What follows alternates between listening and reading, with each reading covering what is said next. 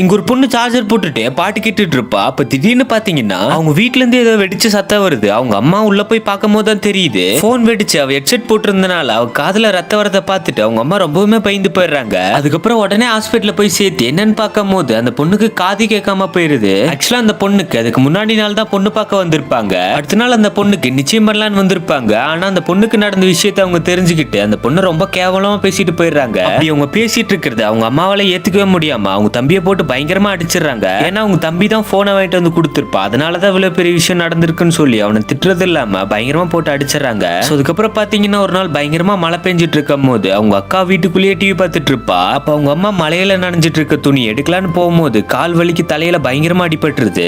அவங்க ரொம்ப நேரம் கூப்பிட்டுமே அவளுக்கு காது கேட்காம போயிருது. அந்த நேரம் பார்த்து அவங்க தம்பியுமே வெளியில போயிட்டு இன்னும் வராம இருப்பான். அவங்க அம்மா ரொம்ப நேரம் உதவிக்கு கூப்பிட்டு பார்த்து அதே இடத்துல இறந்தே போயிடுறாங்க. அதுக்கப்புறம் அவன் ரொம்ப நேரம் கழிச்சு வெளியே வந்து பார்க்கும் போது தான் தெரியுது அவங்க அம்மாவுக்கு அடிபட்டு இறந்தே போயிருப்பாங்கன்னு. அந்த நேரம் பார்த்து அவங்க தம்பியுமே வந்துடுறான். வந்து பார்க்கும் போது தான் தெரியுது அவங்க அம்மா இறந்தே போயிருப்பாங்கன்னு. அவங்க அம்மா இருந்தது அவங்க ரெண்டு பேரால ஏத்துக்கவே முடியாம போயிருது.